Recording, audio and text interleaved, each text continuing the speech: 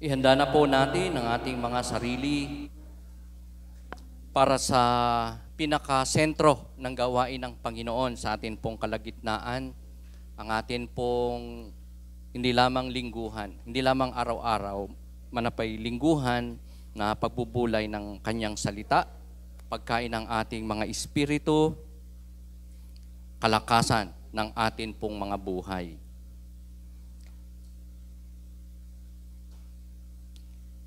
I would like to invite you to join me in the book of Luke, chapter 2, verses 8 to 14. Sa Tagalog, pangunahan ko po ang pagbasa.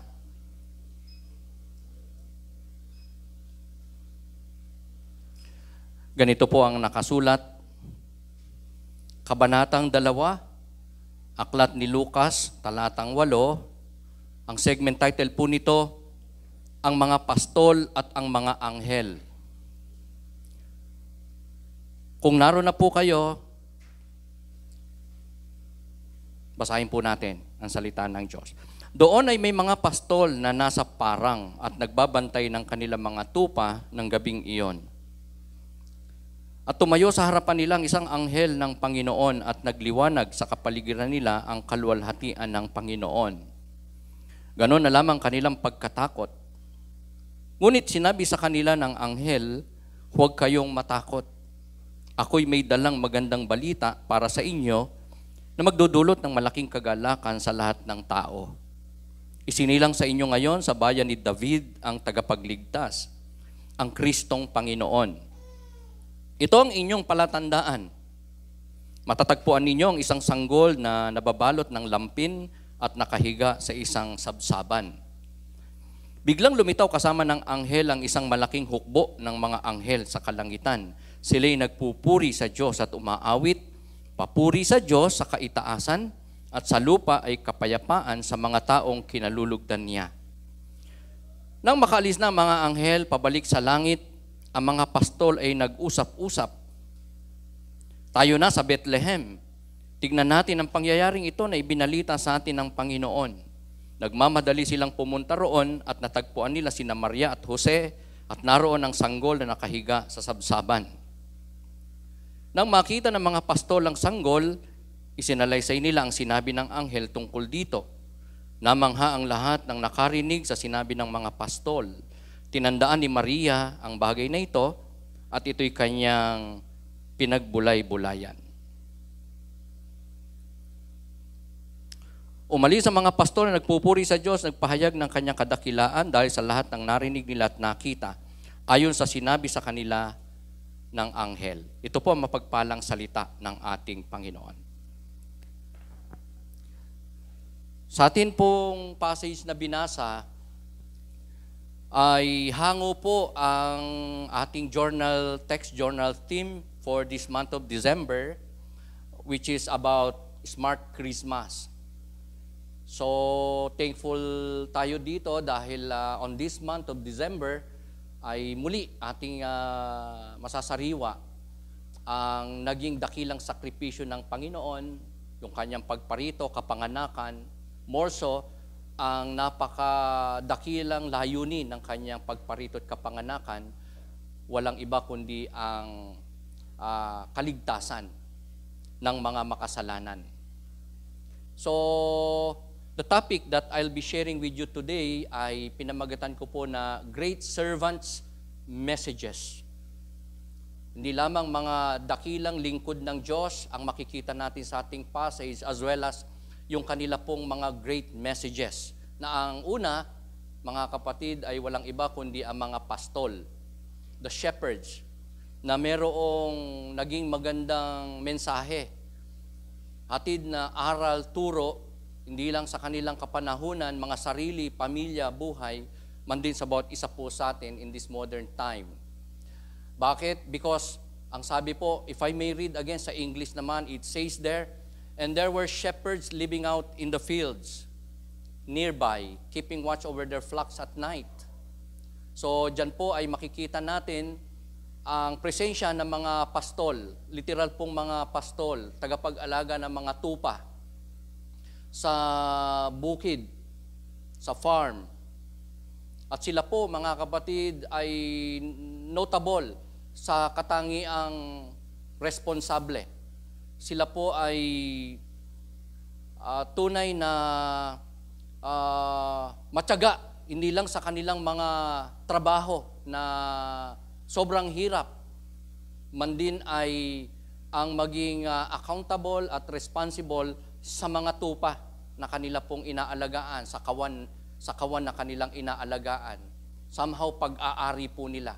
At sila po ay pastol ng kanilang mga tupa 24/7 dahil madalas na dinadala po nilang kanilang mga tupa, kawan, sa ilang kung saan meron pong mataba, madamo, lunti ang pastulan para sa kanilang mga hayupan, whereby iniiwan nila.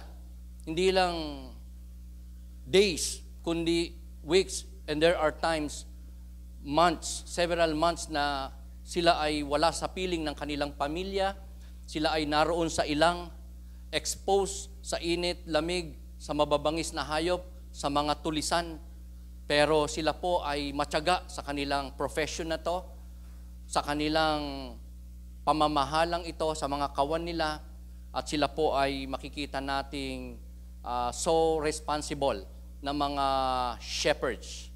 Why? Because they are caring, not just patient, kundi even sacrificing. Dahil they put their lives at stake. Hindi lang sa mababangis na hayop, kundi sa mga magnanakaw, sa mga kawatan, sa mga dangers na dulot ng ilang o ng kabundukan, gaya ng bangin, gaya ng mga senaryo sa labas para sila po ay makaranas ng hindi lamang taglamig, tag-init, even so, minsan ay bagyo, literal na bagyo. And ito po ay nagbibigay sa kanila ng grabing kalakasan para patuloy na maging hindi lang patient, caring, sacrificing, kundi blessing sa kanila pong loved ones and families dahil yan po ang kanilang propesyon. Diyan ang bumula ang kanilang karne, gatas, damit, belt, even so, finances. Dahil kanila itong pinagkakakitaan, negosyo, kung mapaparami nila ang kanila pong tupa at mga kawan na magbibigay sa kanila ng kayamanan. We all know, mga kapatid, na ito po ay typology ng ating Panginoon, who is the great shepherd. Kaya mapalad ang mga pastol in the East in ancient time na naging typology ng ating Panginoon na dinescribe ng Scripture as the great shepherd, the greatest shepherd. And in the whole Bible, it's the same na typology ang ginamit din po ng Diyos, ng Biblia, concerning people of God, leaders of the church, pastors, and iba't ibang tagapamahala ng iglesia ng ating Panginoon, tagapanguna sa iglesia ng Panginoon. Pastors who were regarded as under-shepherds. Kung ang mga pastol ay shepherds, kung ang Panginoong Hesukristo ay the greatest shepherd, ang mga pastors, leaders of the church ay may pagkakatawag din ng Diyos as under-shepherds. Sa John 10, verse 11 to 12, makikita po natin dito ang grabing katangian, kalagayan ng ating Panginoong Jesucristo as the great shepherd, because God said in this verse, Jesus said himself, sabi po niya, I am the good shepherd. Pinatotohanan po niya na siya isang mabuting pastol, tagapangalaga ng kanyang tupa, ng kanyang kawan, ng mga tao. Why? Because the good shepherd lays down his life for the sheep. The hired hand is not the shepherd and does not own the sheep. So when he sees the wolf coming, he abandons the sheep and runs away. So dito po ay sinasabi ng ating Panginoong Jesucristo ay pastol din. At siya isang mabuting pastol. Ikinumpara sa literal na pastor na nag-aalaga ng literal na tupa, mga tupa. Why? Because may mga pastol po ng tupa in ancient time na hindi po nagmamay-ari sa tupa at hindi sila nagiging mabuting pastol sapagkat sila ay mga hired men lang. Sila ay hireling, mga upahan o bayaran na tagapangalaga ng mga tupa. Kaya nga, kapag ka mayroong panganib, mayroong tulisan, kadalasan ay mababangis na hayop, nais silain ang kawan, iniiwanan nila, tumatakbo sila, inuuna nilang iligtas, pahalagahan ang kanilang sarili. At meron silang self-vested interest. The Lord Jesus Christ told the believers during His time, at napasulat sa John 10, verse 11 to 12, na siya yung good shepherd. Bakit? Dahil siya ang nagmamay-ari ng kawan ng tupa, kaya meron siyang hindi matatawarang malasakit, pagmamahal, even if ialay niya, itaya niya ang kanyang buhay, gagawin niya. At ginawa nga ng ating Panginoon, na nung siya'y magkatawang tao, truly, inalay po niya ang kanyang buhay sa krus. Ginawa niya ang lahat. Dahil hindi siya hireling, hindi siya tagapangalaga lang, kundi siya ang nagmamay-ari sa kawan, sa tupa, o sa iglesia at mananampalataya ng ating Panginoon. The Good Shepherd never abandoned his sheep. Another reason why the Lord Jesus Christ was revealed in our passage as the Good Shepherd. Dahil siya po ay may katapatan sa kanyang kawan, inaalaga ang tupa. Hindi niya iniiwanan. Lalo na sa harap ng panganib, kapahamakan, at mga matitinding pangangailangan in life. That's our Good Shepherd, the Lord Jesus Christ, who promised to never leave His people nor forsake His people. Kaya nga kapag tayo po ay merong mga confusion, meron tayong mga longings, meron tayong mga unanswered prayer, unmet na mga pangangailangan, kahilingan, so urgent na kailangan po natin, we must remember that promise of God. As the Good Shepherd who never abandons His sheep, natiling kasama natin, hindi tayo iniiwanan, kailanman makakasama natin magpasawalang hanggan.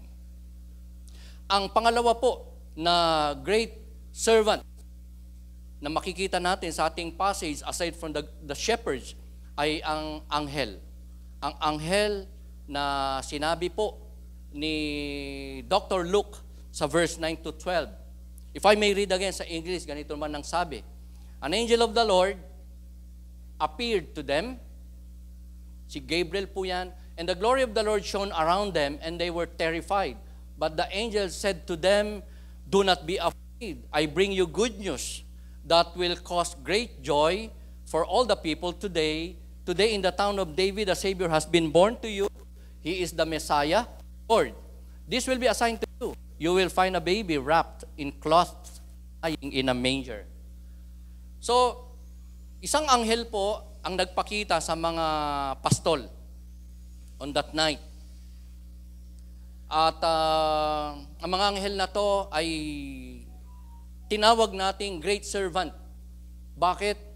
Dahil sila po ay hindi naging katatakutan sa gabing ito. Though ang mga pastol ay so terrified, natakot, pero siya po ay nagsabing huwag kayong matatakot. So ang angel na to ay hindi lamang nagpahayag ng encouragement sa mga pastol na huwag silang matakot. Inassure niya sila na wala silang dapat katakutan. Bakit? It's because meron siyang magandang sadya, magandang mensahe, mabuting balita. Hindi lang sa mga pastol, kundi sa sanlibutan, sa buong mundo, sa lahat ng tao.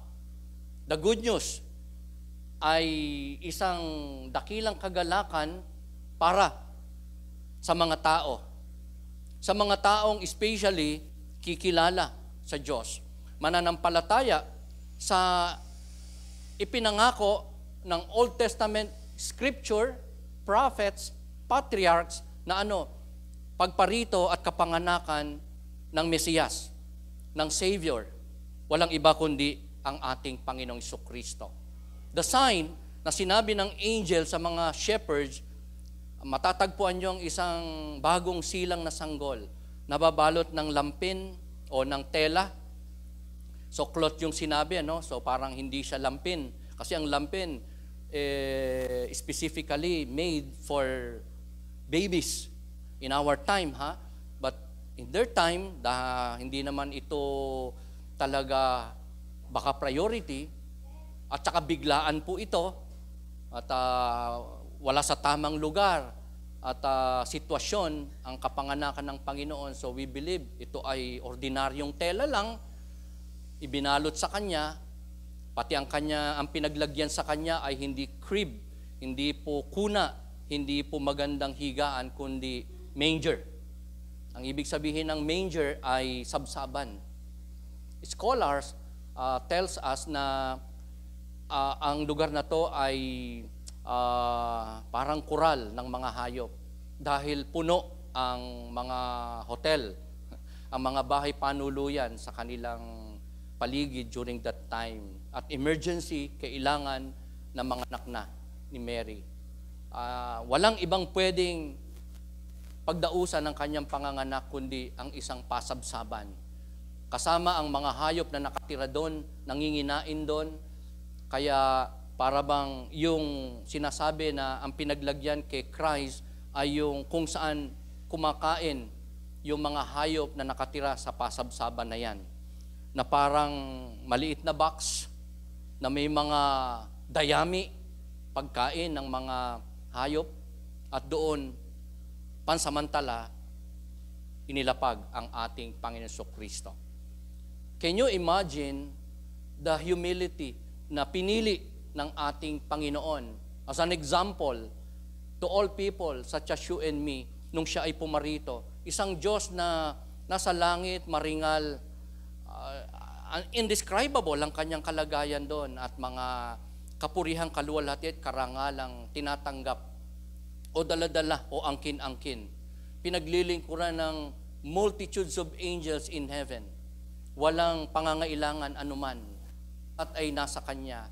And yet, pinili ng ating Panginoon Jesucristo na maglingkod, pumarito ng may kapakumbabaan.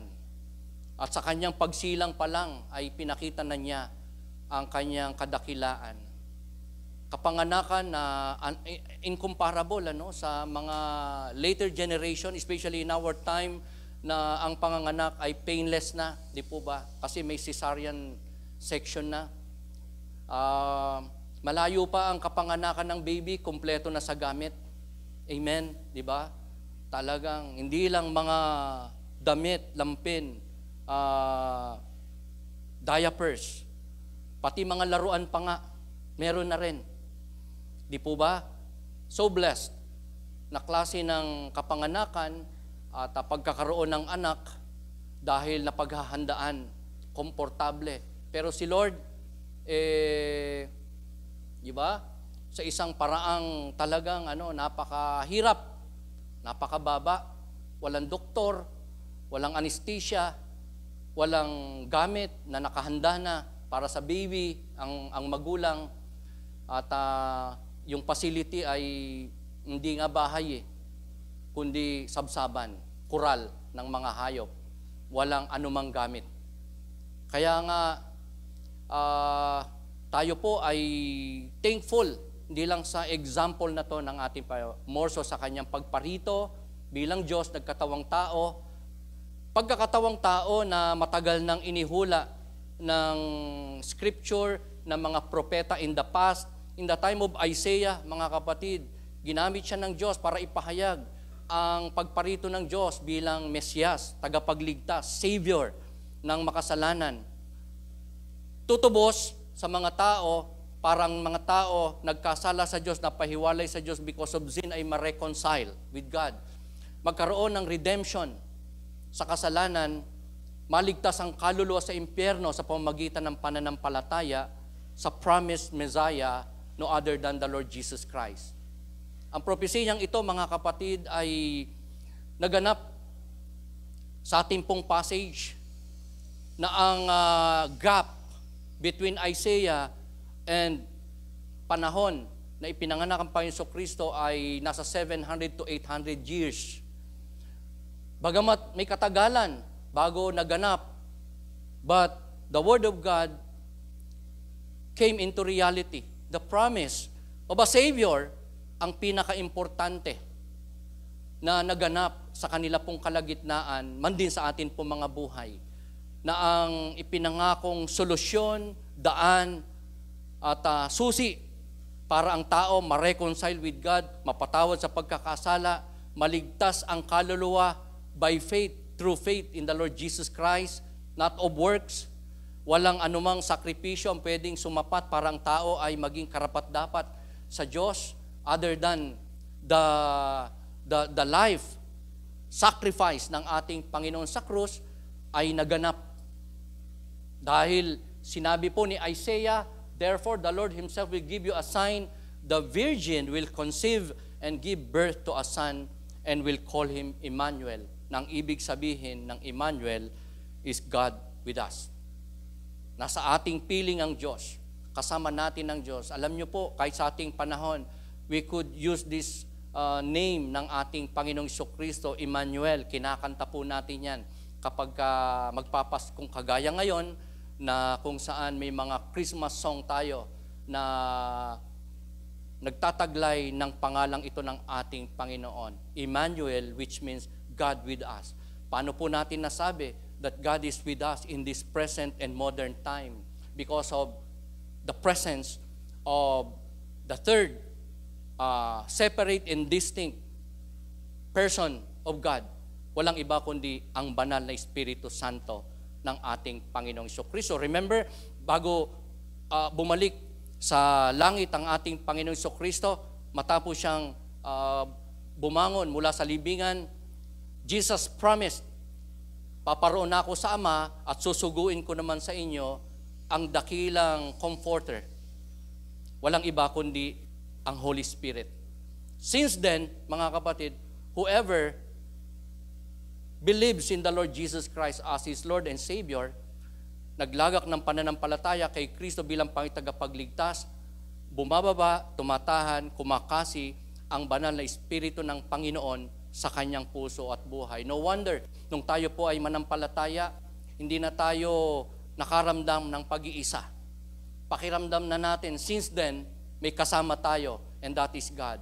So aware na sa isang holy, immense, almighty, and powerful presence sa ating buhay. And that's the time na naunawaan natin ang salita ng Diyos. Personal natin siyang nararanasan, yung kanyang hindi lamang mga kabutihan sa pamamagitan ng pagsusupply na ating mga pangangailangan, more so sa pagbabago sa ating puso at buhay. Sa kanyang mga pag-iingat at revelations na maraming katotohanan about Him, about God, about His sovereign plan sa ating buhay, at ganun din naman ang kanya pong dakilang layunin ng ating mga buhay, maging kaluwalhatian ng kanyang pangalan. So, ang mga angel ay great servant na makikita natin in our passage, na mayroon ding great messages about a Savior. Ang pangatlo po, na great servants, na makikita natin sa ating passage ay walang iba kundi ang mga heavenly hosts. Ito po ay kalipunan ng mga anghel. Pure angels po ang heavenly hosts. Wala po itong kahalo na ancient saints na namatay, na kasama nilang bumaba. Hindi nila kasama si Moses dyan. Hindi nila kasama dyan si Isaiah. Hindi nila kasama dyan si Abraham, and so on. Pure heavenly host, mga angels na tinatawag din ng scripture na armies of God. Armies of God. Mga sundalo o kawal ng ating Panginoon. If I may read again, ang sabi po ng passage natin concerning this third, the last but not the least, na great servants ng ating Panginoon, sabi po doon, Suddenly, a great company of the heavenly host appeared with the angel, praising God and saying, "Glory to God in the highest heaven, and on earth, peace to those on whom His favor rests." Pakisabi nga po natin, glory to God. Ito po ang isa sa dakilang message ng mga dakilang servant na to ng Diyos. Heavenly hosts, armies of God, na nagsabing, papuri sa Diyos, kaluwalhatian ay sa Diyos, lawalhatiin natin ng Diyos. Bakit? Dahil kapayapaan ang sumasasanglibutan. So, ito po mga kapatid ay isang katotohanan na magandang maalala natin sa panahong ito ng Kapaskuhan, kung saan hindi lamang inihula, kundi ginanap ng Panginoon ang kanyang pangako, pagsusugo at paggamit sa iba't ibang personang ito, shepherds, angel, si Angel Gabriel, man din ay ang heavenly host, para ipahayag ang kapanganakan, pagparito ng Diyos, man-incarnated, at ang layunin ay mag-pour out ng kapayapaan sa buhay ng tao. Ang kapayapaang ito, mga kapatid, ay napakalawak. Pangunahin na po ang kaligtasan ng kaluluwa. That is why the heavenly host nagpupuri sa Diyos, mga kapatid. Nagbibigay ng kaluwalhatian, papuri, pasasalamat sa Diyos. Nagkakantahan, nag-aawitan, nagkakasiyahan sila na nakita ng mga pastol. Ano ang kanilang sinasabi, pinapahayag, dinedeklara? Kapayapaan sa tao mula sa Panginoon.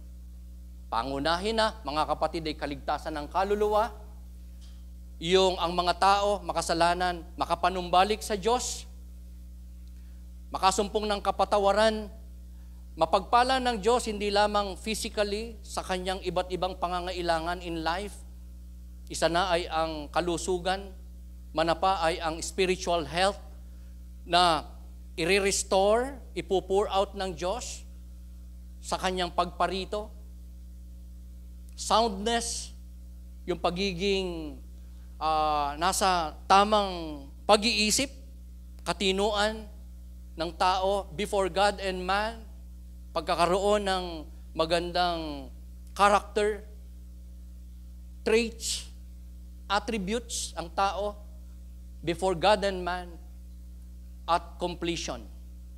Kung hindi naparito ang Panginoon, all people will be incomplete. Sabi sa katabi mo, kulang ka sana. Amen? Di po ba? Without God, man is incomplete. Kulang. Kulang talaga. So thank God. Tayo po ay nakumpleto, naging buo, naging sapat, naging ganap because of the Lord Jesus Christ. Nagkatawang tao, nag-alay ng buhay sa krus, namatay para sa ating mga kasalanan. So, ano po ang ating topic na pinag-usapan today in acrostic? Sino po nakakaalam? GSM, Nay. Ano po ibig sabihin GSM? Wag na yun. Hindi, San Miguel, ano? Okay. Okay, great servant. Okay. Nanay, may regalo ako sa iyo. Okay. Great servant. Nay, pasensya mo na to, ha? Oo. Kasi mamaya, si Deaconess Badet ay may pa-birthday. Baka may pa-milk tea po yata. Ayan. Diyan po kayo dumede, mamaya, nanay. Okay. Dahil for sure, hindi mamamantika ng ating nguso sa karawan Deaconess Badet. Parang nalungkot kayo, ha? Hindi mamamantikaan talaga. Pero masesebohan. Hindi mantika, sebo. Ang acrostic topic natin, GSM, okay? Hindi ko na hina-highlight yung nakalalasing at masama sa katawan na inumin ng mga tunay na lalaki, di umano. Diba? Ginebra San Miguel. Kundi, walang iba, para lang mas madali nating maalala ang topic na atin pong tinanggap sa ating Panginoon today, Great Servants Messages. ang mga dakilang mensahe ng mga dakilang lingkod ng Panginoon. Balikan po natin. Ang una, the shepherds, ang mga pastol, literal na pastol, sa bukid, sa kawan. Ano ang great message na dala nila? Na ipakita nila at ating natututunan sa kanilang mga buhay. Sila po ay patient sa kanilang profesyon, hindi madali, dapat ay matyaga, malalayo sa pamilya, exposed sa dangers, sa iba't ibang risk.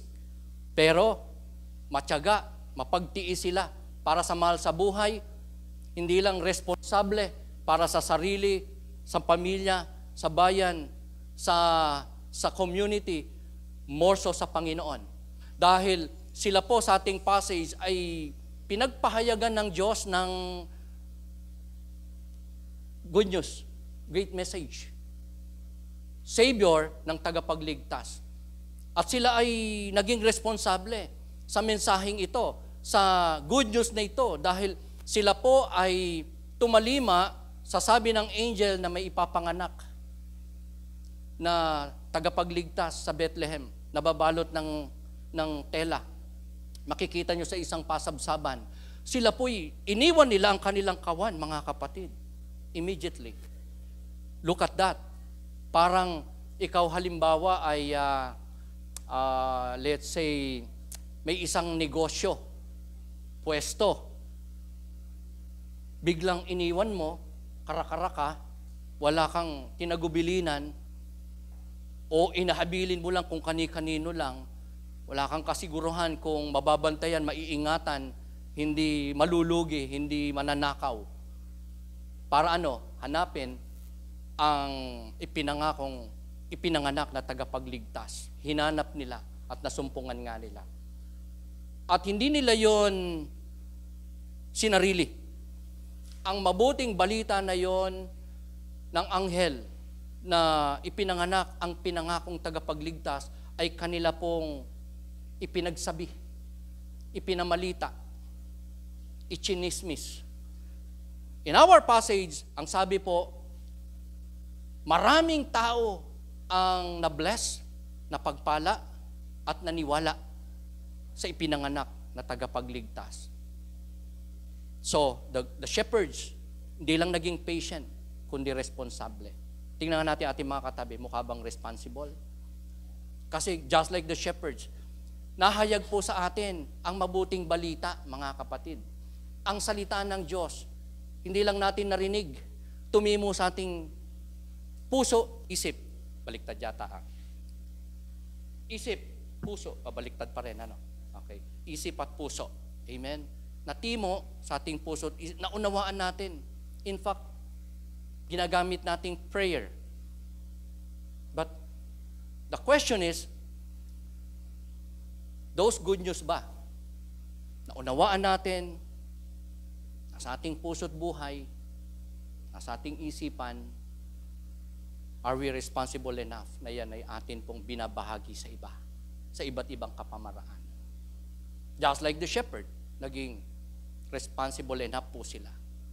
Kahit na sila ay madelay sa pagbalik sa kawan nila, kahit na sila po ay i-reject, hindi paniwalaan, or arestuhin, kasi hindi po biro na magsabing ipinanganak na ang tagapagligtas, ang magiging hari ng mga hari, Panginoon ng Panginoon, Diyos nagkatawang pwede po silang hindi lang maaresto, makulong, kundi even mamatay dahil threat sa emperor o sa king at that time, ang isang king na ipinanganak, ang isang tagapagligtas, magiging deliverer ng Israel sa gobyerno o sa pamamahala ng authority at that time.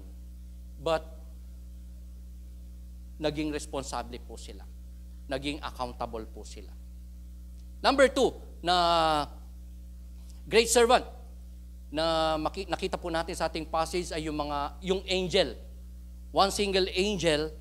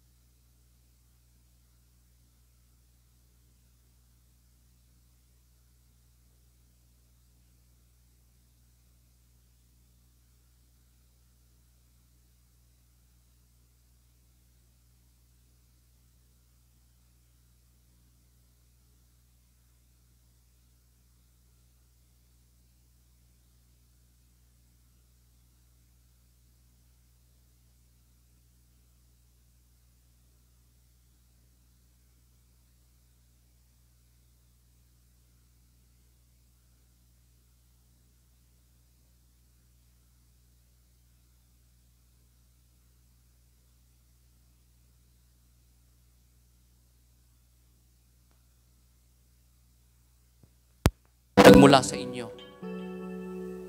Kaluwalhati po ninyo. Panginoon, patawarin niyo kami as your people, as your church. Nakakalimot sa dakilang sakripisyo niyong ito, humility, kung saan hindi niyo po sarili niyo sa Diyos. Kayo nagpakababa, hindi lamang nagsuot ng katawang pangtao, so frailty, so weak and limited, na katawang panglupa, may kahinaan at limitasyon. Man din, ang inyo pong piniling sakripisyo, kabayaran ng aming lanan, kamatayan sa krus ng Kalbaryo. The most humiliating, so shameful na uri ng kamatayan, inyo pong binata, hinarap, pinili upang ipakita ang inyong pagka-Diyos, kabanalan, dalisay na pag-ibig, dakilang pagliligtas sa makasalanan. Lord, continue, Father, to reign in our lives and midst. Continue, Father, to impress in our hearts your great messages. Most of all, the passion, the patience, spirit ng aming mga buhay. Hindi lamang sa pag-unawa sa inyong banal na mensahe, hindi lamang sa pagsasabuhay ng inyong banal na mensahe sa amin, kundi ang pagbabahagi po nito sa iba. Sa ikaliligtas ng kaluluwa, ikatatatag sa pananampalataya, ikalalaganap ng inyong dakilang ministeryo, pag-abot, pagbabago, pagpapala,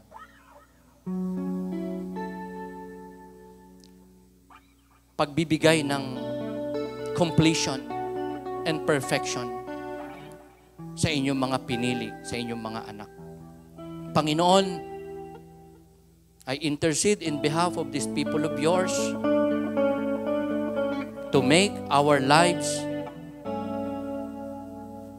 worthy before you, acceptable. May lumalagong pananampalataya and commitment sa inyo. Not just praying, but avoiding those sins na nakapagpapahina sa aming faith, nakapaglalayo sa amin sa iyo, para kayo po'y aming maka-fellowship every day. Maging masaya sa piling po ninyo at maging blessed na recipients ng inyo pong mga